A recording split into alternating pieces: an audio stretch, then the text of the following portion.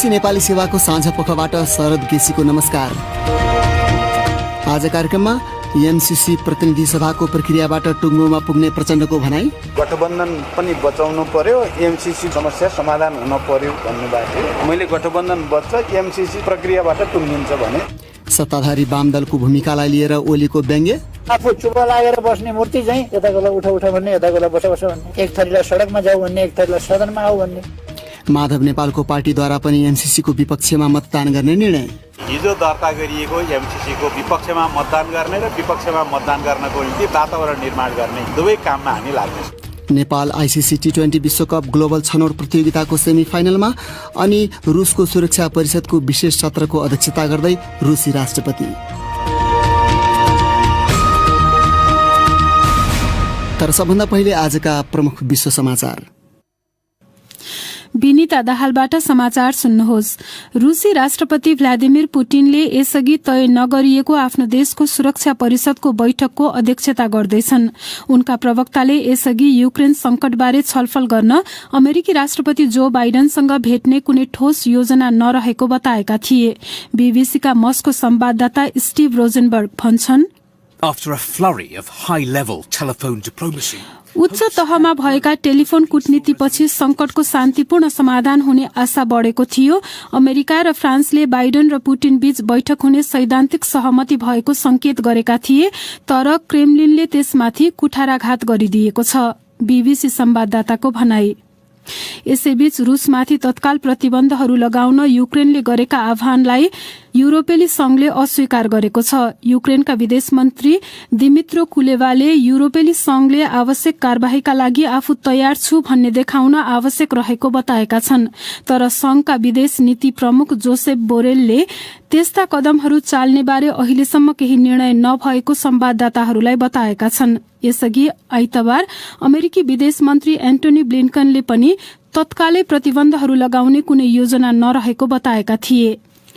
Myanmar सरकारले अल्पसंख्यक मुस्लिम Rohingya विरूद्ध नरसंहार गरेको भन्ने आरोपमाथिको सार्वजनिक सुनवाई आजबाट इन्टरनेशनल कोर्ट अफ जस्टिसमा पुनः शुरू भएको छ।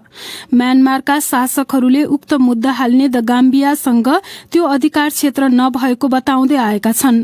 गत वर्ष सत्ता हातमा लिएको सेनाले नोबेल शान्ति पुरस्कार विजेता आङ सान सुचीलाई घरमै नजरबन्दमा राखेको छ। बीबीसीका जोनाथन हेड भन्छन्, human rights groups hope that the case filed by the Gambia मानव अधिकारवादी समूहहरूले यो मुद्दाले रोहिंग्याहरूलाई केही न्याय दिने र म्यानमारलाई जवाफदेही बनाउने आशा व्यक्त गरेका छन्।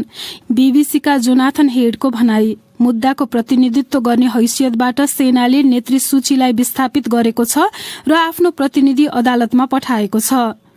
तपाई बीबीसी नेपाली सेवाको साँझ पख सुनिरहनु भएको छ। भारतको दक्षिणी राज्य कर्नाटकको प्रहरीले एकजना हिन्दू अभियान कर्मीमाथि भएको घातक छुरा प्रहारको घटनामा जोडेर 3 जनालाई पक्राउ गरिएको जनाएको छ। शिवमोगा शहरमा भएको घटनाले हिंसात्मक प्रदर्शनहरू र साम्प्रदायिक तनाव निम्त्याएका छन्। भीड़लाई नियन्त्रण गर्न प्रहरीले पानीका फोहरा र अश्रु ग्यास प्रयोग गरेको छ। मुख्यमन्त्रीले संयम रहन अपील गरेका छन्। मुस्लिम छात्राहरूले कलेजमा हिजाब लगाउन पाउने कि नपाउने भन्ने विवाद जारी रहँदा यी पछिल्ला घटनाहरू भएका हुन्। 2 साता अघि एउटा अदालतले कर्नाटक राज्यमा विद्यालयमा सबै धार्मिक पोसाकमाथि प्रतिबन्ध लगाएको थियो। त्यसपछि मुस्लिम छात्राहरूले आफूहरूलाई हिजाब लगाउन नदिने विद्यालयको निर्णयपछि त्यस विरूद्ध उनीहरूले अदालतमा मुद्दा दायर गरेका थिए। पाकिस्तानमा विपक्षी समूहहरू र मिडिया अभियान कर्मीहरूले सरकारले ल्याएको नयाँ साइबर अपराध कानूनको चर्को आलोचना गरेका छन्। पाकिस्तान सरकारले संसदमा छलफल बिना नै उक्त कानून सप्ताहान्तका बेला ल्याएको थियो। नयाँ कानून अनुसार मानहानि मुद्दामा सामाजिक सञ्जाल प्रयोगकर्तालाई 5 वर्षसम्म जेल हुन सक्ने व्यवस्था छ। आलोचकहरूले यो नयाँ नियम मार्फत विपक्षी स्वरलाई दबाउन खोजिएको आरोप लगाएका छन्। सरकारले भने त्यसलाई अस्वीकार गरेको छ। र इरानका राष्ट्रपति इब्राहिम राइसीले सन् 2015 को परमाणु सम्झौता बिउताउने उद्देश्यले गर्ने भनिएको बैठक अमेरिकाले इरानमाथि लगाएको प्रतिबन्ध नहटाउँदासम्म सफल हुन नसक्ने बताएका छन्। कतारको भ्रमणमा रहेका बेला उनले यस्तो बताएका हुन्। यस्तो खालको भ्रमण 1 दशक भन्दा बढी समयपछि भएको हो। राइसीले आफूले अरब मुलुकहरूसँग सम्बन्ध सुधार गर्न चाहेको बताएका छन्। यो बीबीसी नेपाली सेवा हो।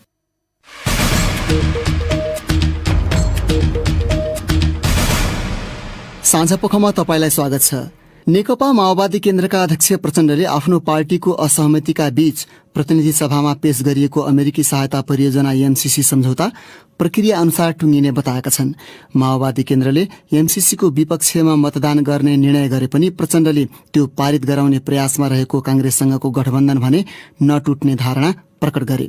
कतिपयले सरकारमा रहेका वाम पार्टीले दोहोरो भूमिका देखाइरहेको भनी टिप्पणी गरिरहेका बेला प्रमुख विपक्षी नेकपा एमालेका अध्यक्ष केपी शर्मा ओलीले त्यसप्रति व्यङ्ग्य कसेका छन्। प्रस्तुत छ एक रिपोर्ट। एमसीसीलाई लिएर सत्ता गठबन्धनभित्र चरम विभाजन देखा परेका बेला नेपाली कांग्रेसका वरिष्ठ नेता रामचन्द्र पौडेलले आज सत्ता सहयात्री दलका प्रमुखहरूसँग छलफल गरेका थिए।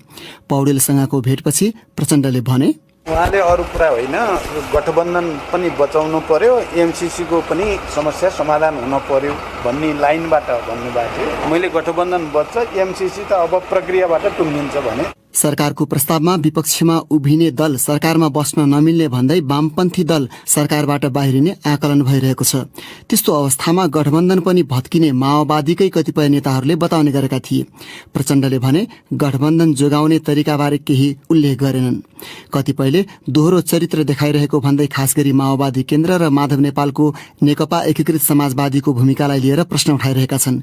प्रमुख विपक्षी एमालेका अध्यक्ष ओलीले त्यसबारे आज टिप्पणी गर्दै भने, सरकारमा बस्ने, तमासा गर्ने, एमसीसी पास गर्ने षड्यन्त्र गर्ने, टेबल गर्ने षड्यन्त्र गर्ने, आएर आफू चुप लागेर बस्ने मूर्ति चाहिँ अर्को पछाडिकोलाई नारा लगाऊ भन्ने, यताकोलाई उठा भन्ने, यताकोलाई बस भन्ने, एक थरीलाई सडकमा जाऊ भन्ने, एक थरीलाई सदनमा आऊ भन्ने। सरकारमा पनि आफै हुने, सडकमा पनि आफै हुने, सदनमा पनि आफै हुने, एमसीसी आफै सही गर्ने, एमसीसी आफै टेबल गर्ने, सही गर्नेलाई टेबल गर्नेलाई सडकमा उत्रिएकाहरूले कतै केही बोलेको तपाईँहरू सुन्नुभएको छ, केही भनेको सुन्नुभएको छ। बाटा भत्काएका छन्, ड्याङ ड्याङटी नभत्काउनु भन्ने कोही छ, ढुङ्गा हानेका छन्, इँटा हानेका छन्, तोडफोड गरेका छन्, नगर भन्ने कोही छ। दोहोरो तेह्रो अनेक प्रकारको गलत नीति। एमसीसी छलफलको निम्ति अघि बढाउन भन्दै ओली नेतृत्वकै सरकारले संसद सचिवालयमा उक्त प्रस्ताव दर्ता गराएको हो। तर सभामुखसँग रुष्ट उसले एमसीसी बारे के गर्ने भन्ने कुनै निर्णय गरेको छैन। आफूहरूले संसद अवरोध गर्नुको कारण सम्बोधन नभएकाले कुनै पनि छलफलमा सहभागी नभएको भन्दै एमाले अवरोध जारी राख्ने अडान राखिरहेको छ। तर राष्ट्रिय बहसको मुद्दामा आफ्नो भूमिका प्रष्ट नपारेर एमाले राजनीतिक लाभको निम्ति दोहोरो चरित्र देखाइरहेको आरोप लगाउनेहरू पनि छन्। उक्त पार्टीकै कतिपय नेताले त्यसबारे निर्णय गर्नुपर्ने माग राखेको पाइन्छ। तर कतिपय विश्लेषकहरू भन्छन् गठबन्धन नतोडिँदासम्म उनीहरूको लाभको निम्ति आफू अग्रसर नहुने नीति एमाले लिएको देखिन्छ। सत्ता सहयात्री दलहरूको असहमति र मतभेदका बीच सदनमा एमसीसी अघि बढाउन दृढ देखिएको नेपाली कांग्रेसले एमसीसी पारित गराउन गठबन्धन भित्रैबाट सहयोग पाउने विश्वास व्यक्त गरेको छ, जबकि गठबन्धनका वामपन्थी दलहरूले त्यसको विपक्षमा मतदान गर्ने निर्णय गरिसकेका छन्। संसदमा पेश हुँदा नै सत्तापक्षीय दलकै सांसदहरू नाराबाजीमा उत्रिएको एमसीसीकै कारण साँच्चीकै गठबन्धन टुट्ने जोखिम छ, चर्चा गर्दैछन् अशोक दाहाल।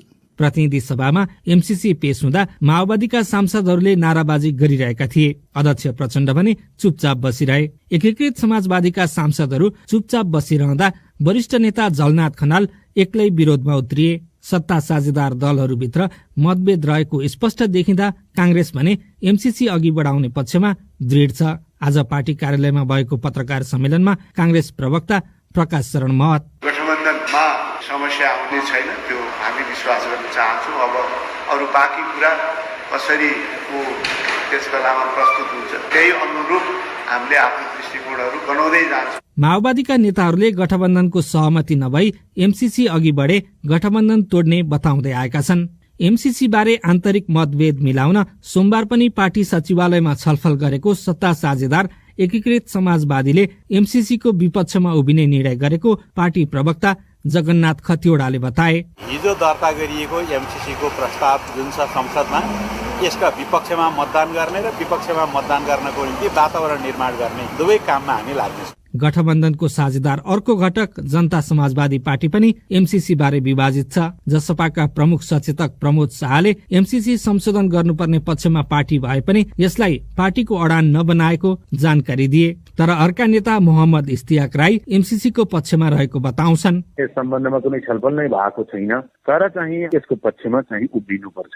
माओवादी अध्यक्ष पुष्पकमल दाहाल प्रचण्ड आफैले यसअघि सम्झौता पारित गर्ने प्रतिबद्धता सहित एमसीसी मुख्यालयलाई पत्र लेखेका कारण उनको पार्टीले एमसीसीकै कारण गठबन्धन नटुटाउने कांग्रेस नेताहरूको दाबी छ। माओवादी नेताहरूले पनि गठबन्धन टुटाउन नहुनेमा जोड़ दिँदै आएका छन्। माओवादी नेत्री जयपुरी घरती भन्छन्, सरकारमा हुने बित्तिकै जनताको विपक्षमा हुने, राष्ट्रको विपक्षमा हुने मुद्दाहरू पनि सबै मान्नुपर्छ भन्ने छैन। त्यसकारणले जनताको पक्षमा के एजेन्डा छ, राष्ट्रको पक्षमा के एजेन्डा छ, त्यसको पक्षमा बोल्न सरकारमा भए पार्टी होस् या विपक्षमा भए पार्टी होस्, उसको राइटको कुरा हुन्छ। निर्वाचन नजिकिँदै जाँदा सत्ता साझेदार दलहरूले जनमतको आकलन गरेर मात्रै गठबन्धन बारे निर्णय लिने राजनीतिका जानकारहरू बताउँछन्। अशोक दाहाल, बीबीसी काठमाडौँ। अब भने तपाईकै प्रतिक्रिया र टिप्पणी प्रस्तुत गर्दैछन् साथीहरू रमा पराजुली र सृजना श्रेष्ठ। सत्तारूढ गठबन्धनभित्र मतभेद हुँदा हुँदै सरकारले अमेरिकी सहायता परियोजना एमसीसीलाई संसदमा पेश गरेको छ। यसबारे तपाईको धारणा के छ भनेर सामाजिक सञ्जाल फेसबुक र ट्विटरमा आज हामीले सोधेको प्रश्नमा थुप्रै प्रतिक्रिया प्राप्त भएका छन्। ती मध्ये केहीलाई यहाँ प्रस्तुत गर्दैछौं। कुशल पराजुलीको धारणा छ, हरेक सांसदले आफ्नो मत राख्नुपर्छ। यदि एमसीसी चाहिन्छ भन्ने लाग्छ भने किन ठिक हो भनेर तर्क राख्नुपर्छ, चाहिँदैन भन्ने लाग्छ भने किन गलत हो भनेर तर्क राख्नुपर्छ। जब सबै सांसदहरूले आफ्नो स्पष्ट धारणा राख्छन् तब मात्र यो विषयले निकास पाउँछ। तिलक खत्री लेख्छन्, संसदमा पेश हुनु राम्रो हो। सांसदहरूले आफ्नो विवेकको स्वतन्त्र रूपले प्रयोग गर्नेछन् भन्ने आशा छ। प्रशान्त केसीलाई पनि सार्वभौम संसदले जे निर्णय गर्छ त्यसलाई स्वीकार्नुपर्छ भन्ने लागेको रहेछ। उनी लेख्छन्, संसदमा खुला छलफल गरेर लोकतान्त्रिक विधिले यसको निरूपण गर्नु नै अहिलेको आवश्यकता हो। यसलाई अनिर्णयको बन्दी बनाउनु नेपालको समग्र हितमा छैन। अब सांसदहरूलाई विश्वास गर्दै जनता र राष्ट्रको सर्वोपरि हितमा एमसीसीको वार वा पार गर्नु नै उत्तम हुन्छ। संसदमा एमसीसी पेश हुँदैमा राष्ट्रघात हुँदैन, बरु त्यसबाट अब जनताको पक्षमा विवेकपूर्ण निर्णय होस्। प्रकाश ओलीको धारणा छ, एमसीसी को विरोध गर्ने नै हो भने पनि बुझेर गरेको राम्रो। पारित भएको खण्डमा हुने फाइदा र अस्वीकृत भएको खण्डमा नेपालमा पर्ने असर सबै बुझ्न आवश्यक छ।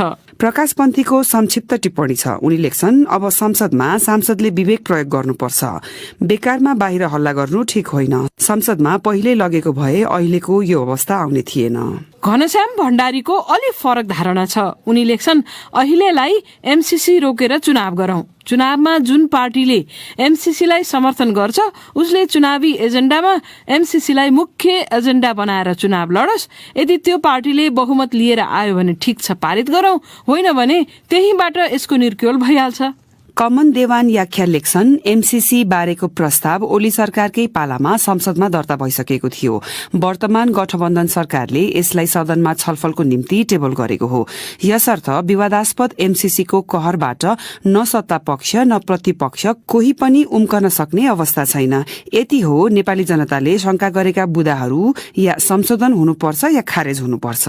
राजु रत्न श्रेष्ठको धारणा छ, संसदबाट अनुमोदन किन र के को लागि भन्ने कुरा बुझ्न र बुझाउन अझै सकिएको छैन। फेरि एमसीसीलाई हेरिने दृष्टिकोण देशमा विभाजित हुन पुग्यो। यसलाई धेरै नै पेचिलो बनाइयो। यसो हुनु नपर्ने थियो। महेश्वर धामीको संक्षिप्त टिप्पणी छ। उनी लेख्छन्, एमसीसीमा भएका असमान सम्झौता हटाई नेपाल र नेपालीको हित हुने गरी कार्यान्वयन गर्नुपर्छ। वीरेन्द्र बुढा लेख्छन्, यो एमसीसीले गर्दा नेपाली जनता दुई ध्रुवमा विभाजित हुन थालेका छन्। सरकारमा पनि आफै अनि सड़कमा पनि आफै। अनि केशवराज पोखरेल लेख्छन्, एमसीसी परियोजना अहिले नै पारित भएर योजनाहरू पूरा हुनु पर्थ्यो। यो छिट्टै संसदबाट पारित हुनुपर्छ। कुनै पनि योजनामा कुप्रचार र कुराजनीति र कुतर्क हुनु हुँदैन। एउटा खेलकुदको प्रसंग। बलरहरूले उत्कृष्ट प्रदर्शन गरेपछि नेपाल क्यानाडा विरुद्ध शानदार जित हासिल गर्दै आईसीसी T20 विश्वकप ग्लोबल छनौट प्रतियोगिताको सेमी फाइनलमा पुगेको छ। नेपालले लीग चरणको अन्तिम खेलमा क्यानाडालाई 8 विकेटले पराजित गर्यो। टस जितेर ब्याटिङ रोजेको क्यानाडालाई नेपालले 15 ओभरमा 80 रनमा अल आउट गरेको थियो। जवाफमा 14.1 ओभरमा 2 खेलाडी गुमाई नेपालले 81 रनको लक्ष्य पूरा गर्यो। अभिजित रहेका कुशल भुर्तेलले 34 र दिपेन्द्र सिंह ऐरीले 27 रन प्रहार गरेका थिए। आसिफ शेख 17 रनमा आउट भएका थिए भने कुशल मल्ल 0 रनमा नै आउट हुन पुगे। टस हारेर पहिले फिल्डिङ पाएको नेपालले बलिङमा आफ्नो धारलाई कायम नै राख्यो। पहिलो ओभरमा नै Kamal Singh ऐरीले क्यानाडाका विश्वासिला batter Matthew स्पोर्ट्सको wicket लिएर नेपाललाई राम्रो सुरुवात दिलाएका थिए। तर त्यसपछि आएका कप्तान नवनीत धलिवाल र ओपनर रायन पठानले क्यानाडाको इनिङलाई आक्रामक रूपमा अघि बढाए। दुवैले दोस्रो विकेटका लागि 33 रनको साझेदारी गरेपछि क्यानाडा ठूलो लक्ष्यतिर अग्रसर देखियो। तर 15औं ओभरको अन्तिम बलमा क्यानाडाको इनिङ 80 रनमा समाप्त भयो। फिलिपिन्स विरुद्धको खेलमा आराम दिएका तीव्र गतिका बलर कमल सिंह ऐरी नियमित टोलीमा फर्किएका थिए। उनको स्थानमा खेलेका गुलसन झा टिमबाट बाहिरिएका थिए। प्रशिक्षक पुबुद्धु दशानायकेले टोलीमा अरू परिवर्तन गरेनन्।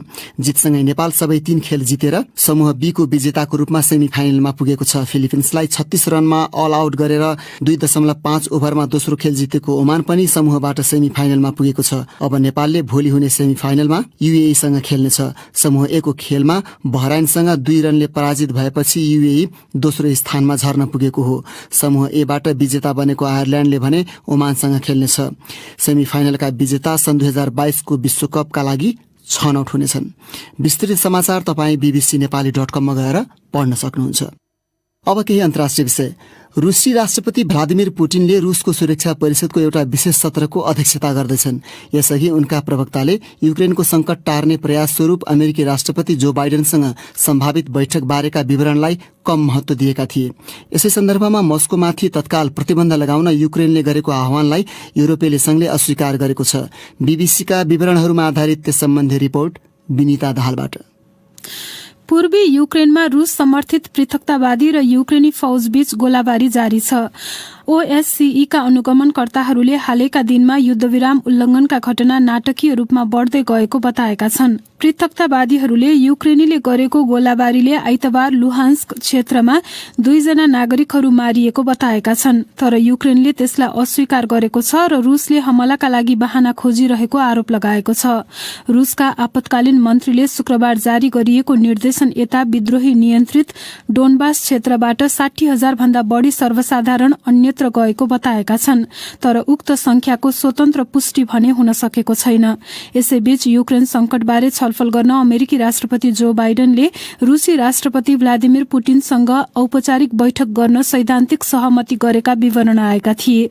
तर रूसले भने त्यस्तो बैठकबारे उसकै शब्दमा ठोस योजना बनि नसकेको जनाएको छ। युक्रेनमाथि हमलापछि त्यहाँका कुन कुन मानिसको ज्यान लिने र कसलाई थुनामा पठाउने भनेर रूसले सूची तयार गरेको अमेरिकाले दावी गरेको छ। त्यस्तो दावीलाई रूसले भने पूर्ण रूपमा झुटो भएको जनाएको छ। अर्को विषय, कोरोना भाइरस विरुद्धको खोपको पूर्ण मात्रा लगाएका अन्तर्राष्ट्रिय यात्रुहरूलाई 2 वर्ष पश्चात अस्ट्रेलियाले प्रवेश दिने भएको छ। एउटा सरकारी विज्ञप्तिमा परिवर्तनहरूले अस्ट्रेलियालीहरूको स्वास्थ्यलाई सुरक्षित राख्दै आर्थिक सुधारलाई सुनिश्चित गर्ने उल्लेख छ। बीबीसीका विवरणहरूमा आधारित त्यस सम्बन्धी रिपोर्ट रमा पराजुलीबाट। पूर्ण रूपमा खोप प्राप्त नगरेका तर प्रवेशाज्ञा प्राप्त गरेका यात्रुहरूका लागि भने अझै यात्रा सम्बन्धी कानूनी छुटको आवश्यकता पर्नेछ। कोरोना भाइरस महामारीका कारण सन् 2020 को मार्च महिना यता अस्ट्रेलियाले निकै कडा यात्रा प्रतिबन्ध लागू गरेको थियो। खोपको पूर्ण मात्रा लगाएका यात्रुहरू क्वारेन्टिनमा बस्नुपर्ने छैन। तर खोप नलगाएका यात्रुहरूले आफ्नै खर्चमा 14 दिनसम्म होटलमा बस्नुपर्ने हुन्छ। मार्च 3 तारिकसम्म बन्द रहेको र खोपको बुस्टर मात्रा लगाएको हुनुपर्ने नियम लागू गरेको वेस्टर्न अस्ट्रेलिया बाहेक यात्रुहरू सबै राज्यमा जान पाउने बताइएको छ। अस्ट्रेलियाका पर्यटन मन्त्रीले पछिल्लो व्यवस्था पर्यटन व्यवसायका लागि सुखद समाचार रहेको बताएका छन्। सन् 2019 मा अस्ट्रेलियामा झण्डै 95 लाख विदेशी पर्यटक पुगेका थिए। परिवारका सदस्यलाई छुट्याएको र व्यवसायमा प्रभाव पारेका कारण अस्ट्रेलियामा लागू गरिएको कड़ा नियमको आलोचना हुँदै आएको थियो। तर उक्त नियमले खोप उपलब्ध हुनु अघि कैयौं मानिसको ज्यान जानबाट जोगाएको जस पनि दिइएको छ। अस्ट्रेलियामा कोभिडका कारण हालसम्म झण्डै 4900 जनाको मृत्यु भएको छ। प्रसंग फेरि नेपालकै निर्वाचन आयोगले नयाँ निर्णय अनुसार 2079 सालको वैशाख 30 गते हुने स्थानीय चुनावको अघिल्लो दिनसम्म 18 वर्ष पूरा भएका व्यक्तिले उक्त चुनावमा मतदान गर्न पाउने भएका छन्। आयोगका अनुसार अहिले मतदाता नामावली अध्यावधिक गर्ने लगायतका काम भइरहेको छ। निर्वाचनको मिति घोषणा भएपछि मतदाता नामावली संकलन हाललाई स्थगित गरिएको छ। तर 16 वर्ष पुगेर नागरिकता बनाइसकेका सबैको नाम आयोगको सूचीमा समावेश भइसकेको छ र तीमध्ये चुनावको अघिल्लो दिनसम्म 18 वर्ष पूरा भएका सबैले यसपालि मतदान गर्न पाउने आयोगले जनाएको छ। निर्वाचन आयोगका सहायक प्रवक्ता सूर्य प्रसाद अर्याल भन्छन्, मिति घोषणा भइसकेपछि दर्ता बन्द हुने, तर अहिले नयाँ प्रावधान के गरिएको छ भन्दा पहिले दर्ता भइसकेका, जस्तै अब हाम्रो जिल्ला प्रशासन कार्यालय, इलाका प्रशासन कार्यालयमा 16 वर्ष पुगेपछि नागरिकता लिने, नागरिकता लिन साथ चाहिँ निर्वाचन कार्यालयमा मतदाता नामावलीमा दर्ता गर्ने प्रयोजनको लागि चाहिँ उहाँहरू पनि रजिस्टर्ड हुनुहुन्छ र उहाँहरू 18 वर्ष पुगेपछि मतदाता हुने गरी त्यो सिस्टममा उहाँहरू प्रवेश गर्नुहुन्छ। र अहिले आयोगले के निर्णय गर्यो भन्दा वैशाख 29 सम्म पनि 18 वर्ष यदि कोही पुग्नुहुन्छ, त्यसरी सूचीकृत अथवा त्यसरी रजिस्टर्ड भएका उहाँहरूले यो निर्वाचनमा भाग लिन पाउने, अथवा वैशाख 29 गतेको दिनसम्म 18 वर्ष पुगे पनि वैशाख 30 गते भोलिपल्टै भोट हाल्न पाउने नयाँ प्रावधान हो। त्यसरी मतदाता हुनु योग्यता अथवा अवसर पाउने चाहिँ संख्या लगभग 2 लाख चाहिँ भएको अनुमान गरेको छ आयोगले। मानिलिउँ मेरो मतदाता परिचय पत्र हरायो, च्यातियो वा नष्ट भयो कुनै कारणले भने कहाँ निवेदन अनि कसरी गर्ने? अहिले यसको पनि हाम्रो आयोगको वेबसाइटमा र अन्य माध्यमबाट पनि सूचना आइसकेको छ। यही फागुन 20 गते भित्र जुन मतदाताले परिचय पत्र एकचोटि पाइसकेर विविध कारणले उहाँहरूको मतदाता परिचय पत्र हराएको, नष्ट भएको, च्यातिएको, पानीले भिजेको अथवा विविध कारणले चाहिँ यदि उहाँहरूसँग छैन भने उहाँहरूले चाहिँ जहाँको स्थायी बसोबास गर्ने हो त्यहाँको वडा कार्यालयमा निवेदन दिएर वडा कार्यालयको सिफारिस सहित हाम्रो निर्वाचन कार्यालयमा निवेदन दिएपछि उहाँहरूको चाहिँ मतदाता परिचय पत्र पनि छाप्ने व्यवस्था गर्ने निर्णय भइसकेको छ। त्यो भनेको जिल्ला निर्वाचन कार्यालयमा आउनु पर्यो। त्यो भनेको वडाको सिफारिस सहित। र वडाको सिफारिसमा जाँदाखेरि के कागज पत्र चाहिन्छ? निवेदन दिने सकिन्छ भने आफ्नो मतदाता नामावलीको क्रम संख्या हुन्छ नि, जुन परिचय पत्रको यदि फोटोकपी छ भने त्यो राखेको नभए मतदाता नाले आएको वेबसाइटबाट अहिले पनि हेर्न पाइन्छ। त्यो हेरेर मतदाताको नम्बर टिपेर त्यो निवेदन दिनु हो। वडाले चाहिँ जुन दावी गरेको हराएको चाहिँ यदि गलत ठहरिए म कानुन बमोजिम सौला बुझौँला भन्ने चाहिँ तरिकाले उहाँहरूले लेख्नुहुन्छ। त्यो अनुसार सिफारिस गरिदिन्छ वडा कार्यालयले। अनि त्यो चाहिँ लिएर निर्वाचन कार्यालय गएपछि अनि निर्वाचन कार्यालयले ती सबै निवेदन सङ्कलन गरेर आयोगमा पठाउँछ। थप भएका नयाँ बनाउनु पर्ने मतदाताको र अनि यसरी हराएका मतदाताहरूको सबैको परिचय पत्र एकैचोटि आयोगले छपाउँछ र अनि चाहिँ फेरि मतदान केन्द्रमै लगेर ती वितरण हुने व्यवस्था मिलाउँछ। त्यो संख्या अहिले 31 लाख भन्दा बढी 35 लाखसम्म हुन सक्छ। र उहाँहरूले चाहिँ निर्वाचनको कति दिन अगाडि चाहिँ त्यो परिचय पत्र पाउनुहुन्छ? त्यो मतदान केन्द्रमा चाहिँ मतदान अधिकृत 48 घण्टा अगाडि, 48 घण्टा भनेको 2 दिन अगाडि चाहिँ पुग्नुहुन्छ। उहाँहरूले त्यो दिनबाटै त्यहाँ स्वयंसेवक खटाएर मतदाता परिचय पत्र बाँड्ने व्यवस्था मिलाएको हुन्छ मतदान केन्द्रमा। र मतदाता परिचय पत्र लिनका लागि नागरिकता वा त्यस्तै परिचय खोल्ने केही कागजहरू चाहिने होला नि, होइन? त्यो पर्दैन। व्यक्ति उपस्थित हुन्छ, फोटो त्यही भएको हुन्छ परिचय पत्रमा, व्यक्तिले आफै बुझ्न सकिन्छ। जस्तो यो पालि चाहिँ हाम्रो अनुमानित खर्च स्थानीय तहको निर्वाचनमा कति छ अनुमान निर्वाचन आयोगको? मिडियामा आए जस्तै सुरुमा सरकारसँग प्रारम्भिक कुराहरू राख्ने लगभग 12 अरब लाग्ने चाहिँ हिसाब गरिएको हो। अहिले चाहिँ अब आयोग बजेटको अन्तिम रूपमा पुग्न लागेको छ र अहिले हामीले बजेटहरू तयार गर्दाखेरि पनि अनुमान गरिएको बजेटको सीमा भन्दा भित्रै रहेर अर्थ मन्त्रालयसँग बजेट माग गर्ने गरिएको छ र माग गरेको सबै बजेट खर्च पनि हुँदैन र विगतको 3 चरणमा स्थानीय तहको निर्वाचन गर्दा करिब 8 अरब खर्च लागेको थियो भने अब अहिले बन्ने कारण चाहिँ कर्मचारीको तलब वृद्धि हुँदाखेरि बजेट वृद्धि भएको छ। अनि त्यस्तै गरी भ्रमण भत्ताहरूमा पनि वृद्धि भएको कारणले गर्दा त्यो स्वाभाविक खर्चभित्र पर्ने हो। माग गरिएकोमा खर्च बचत नै हुने गरेको छ, त्यसैले त्यो सीमाभित्र पर्छ। र अन्तिम नाम नामावली कहिलेसम्म प्रकाशित गर्नुहुन्छ यहाँले? टेन्टेटिभ चैतको 10 देखि 15 गतेभित्र हामी अन्तिम मतदान हाली प्रकाशन गर्ने तयारीमा छौँ। उनी थिए निर्वाचन आयोगका सहायक प्रवक्ता सूर्य प्रसाद अर्याल हाम्रा साथी गनी अन्सारीसँग कुरा गर्दै। अब अन्तिम प्रसङ्ग। विभिन्न ठाउँको भ्रमणले निकै आत्मविश्वास बढाएको महिलाहरू बताउँछन्। उनीहरूका भनाइमा पैसा र प्रतिष्ठाले नदिने खुसी र आत्मसन्तुष्टि यात्रा अनुभवले दिने गर्छ। त्यसैले हरेक किशोरी तथा महिलालाई उनीहरू घुमफिरको निम्ति समय निकाल्न सुझाव दिन्छन्। उनीहरू भन्छन् यात्राका क्रममा फरक फरक परिवेश बुझ्न पाइन्छ र त्यसले आत्मनिर्भरताको बल दिन्छ। यात्रामा रुचि राख्ने महिलाहरूको त्यस्तै अनुभव समेटेर साथी मतिना त्वाना बासुले तयार पारेको एक रिपोर्ट। घुमेर के हुन्छ, के पाइन्छ, खर्च कसले दिन्छ, साथी को हो, सुरक्षित होला त भन्ने सबै सवालको जवाब छ रुकुमकी 25 वर्षीय सिर्जना सिज्जूसँग। सामाजिक सञ्जालमा देखिने भन्दा असंख्य सुन्दर ठाउँ र पढिने मानिस भन्दा अनगिन्ती राम्रा मानिस घुमेर भेटिने उनी बताउँछिन्।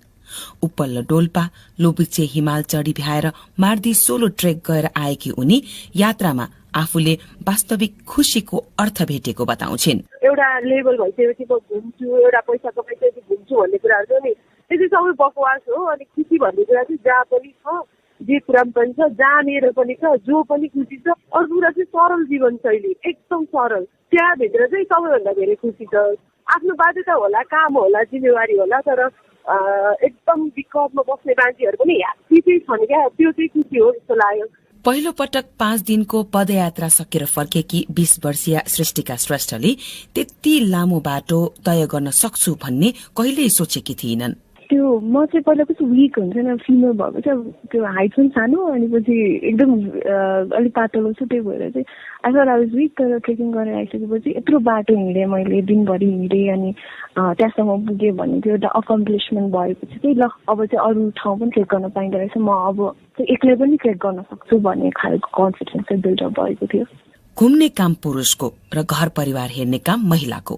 समाजको यो परिभाषा विभेद युक्त छ भन्छन् धेरै महिलाहरू।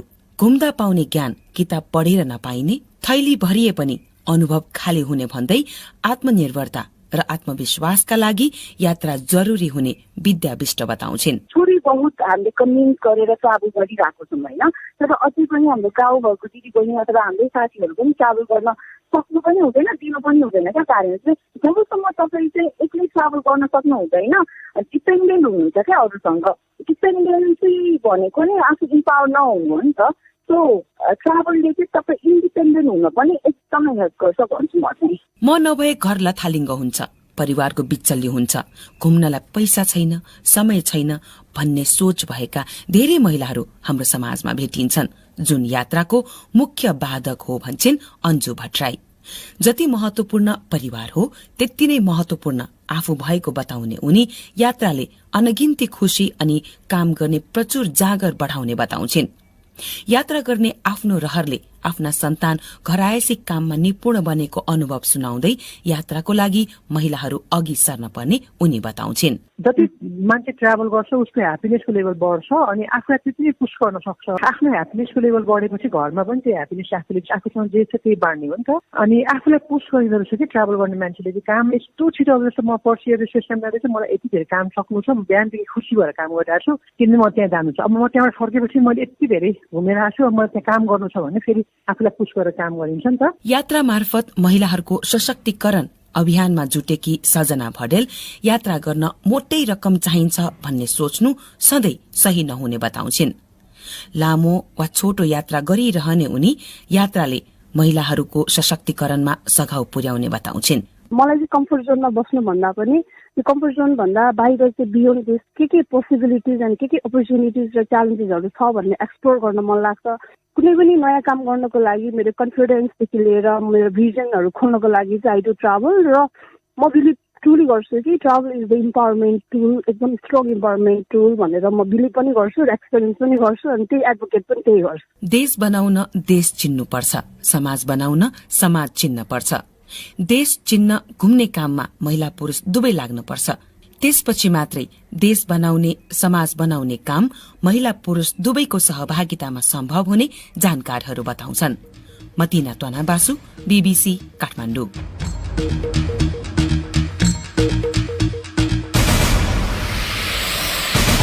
हवस् त यसका साथै BBC नेपाली सेवाको साँझ पख यही सकिन्छ। अब हामी भोलि बिहान 7:15 बजे बिहानी पख लिएर आउनेछौँ।